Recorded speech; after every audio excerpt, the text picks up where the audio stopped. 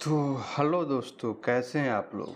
आज हम लोग पाठ 19 पढ़ने वाले हैं, कुत्ते की कहानी।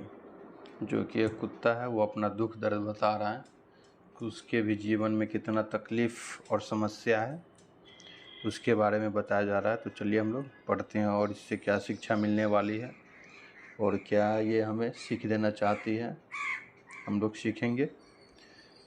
तो कुत्ते की कहानी।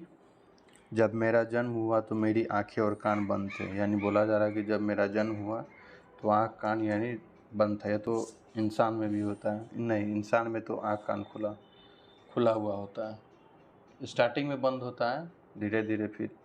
इसीलिए नहीं कह सकता कि बाजे गाजे बजे, गाना बजाना हुआ या नहीं। मुझे तो कुछ सुनाई न दिया। हाँ, जिस बिछावन पर मैं लेटा था वह रुई की भांति नर्म था। सर्दी जरा भी न लगती थी। मैं दिल में समझ रहा था किसी बड़े घर में मेरा जन्म हुआ है। लेकिन जब आंखें खुली तो मैंने देखा कि एक बाहर की राख में अपनी माता की छाती से चिपका हुआ पड़ा हूँ। हम 4 भाई थे, 3 लाल थे, मैं काला था, उस पर सबसे छोटा और सबसे कमज़ोर। यहाँ देख सकते हैं। और आगे हम लोग पढ़ेंगे। माता भी हम लोगों के पास कम ही रहती थी। उन्हें खाने की ठोह में इधर उधर दौड़ना पड़ता। ठोह यानी हो गया इधर उधर भटकना और रास्ता देखना कि कहाँ खाना मिलेगा, तो ये हो गया। वह रात भर जाकर गांव की रक्षा करती थी। क्या मजाल कि कोई अनजान आदमी गांव में कदम रख सके। दूसरे गांव के कुत्ते को तो वह दूर से ही देखकर भगा देती थी। जब किसी खेत में कोई सांड घुसता तो उसे दूर तक भगा आती। मगर इतना सब कुछ करने पर भी कोई उन्हें खाने को न देती। बेचारी पेट की आग से जला करती थी। उस पर हम लोगों को चिंता उन्हें और मार डालती थी। इसलिए जब भूख सताती तो कभी कभी वह चोरी से घरों में घुस जाती और खाने की जो चीज़ मिल जाती लेकर निकल भागती।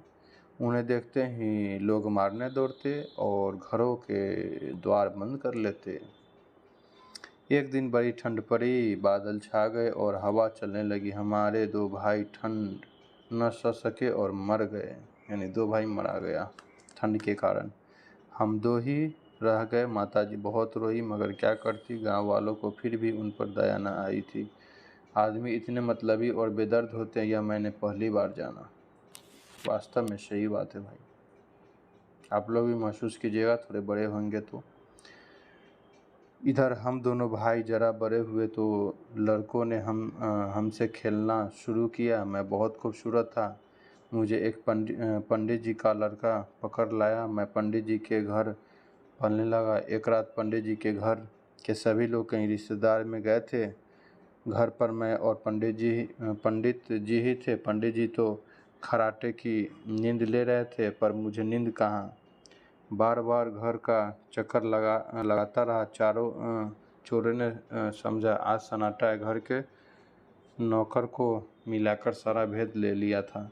मैं आहट पाकर पिछवाड़े गया तो देखा कि दरवाज़ा खुला हुआ है और कुछ आदमी वहाँ खड़े होकर चौकन्नी आंखों से इधर उधर देखते हुए धीरे धीरे बातें कर रहे हैं। थोड़ी देर में देखा तो कोई भीतर से थाली लोटा संदूक वगैरह निकाल कर बाहर के आदमियों को दे रहा है। अब तो सब बातें समझ में आ गई। मैं बड़े ज़ोरों से भौंकने लगा। उस पर चोरों ने मुझ पर ढेले फेंकने शुरू किए, पर मुझे उन ढेलों की चिंता न थी। स्वामी का घर लूटा जा रहा है, भला यह कैसे देखा जाता। दौड़ता हुआ बरामदे में पंडित जी के पास गया और उनकी चादर दांतों से खींचने लगा। इस पर उन्होंने गुस्सा होकर मुझे 2-3 लातें जमा दी। देख रहे हैं दोस्तों, भलाई का कोई जमाना ही नहीं रहा। ये कुत्ता अपना दर्द बता रहा है, पर मैं बाज नहीं आया। फिर चादर खींची और जोर जोर से भौंकने लगा। पंडित जी की नींद खुल गई। अब उनको किस तरह समझाऊं कि तुम्हारा घर लूटा जा रहा है। बार बार पीछे वाड़े जाता और उनके सामने आकर जोरों से भौंकने लगता। मेरी चुस्ती से चोरों की हिम्मत न पड़ती थी। वो सामान लेकर भाग निकले। यहाँ देख रहे हैं। और नेक्स्ट है। सवेरा होने में थोड़ी कसर थी, इसीलिए चोर सब माल शबाब असबाब पास वाले गड्ढे में डुबोते जाते थे। उनकी मंशा यही थी कि दूसरी रात में सब माल असबाब उठा ले जाएंगे। मुझे बार बार गुस्सा आता था कि पंडित जी की बुद्धि पर आज पत्थर क्यों पड़ गया है।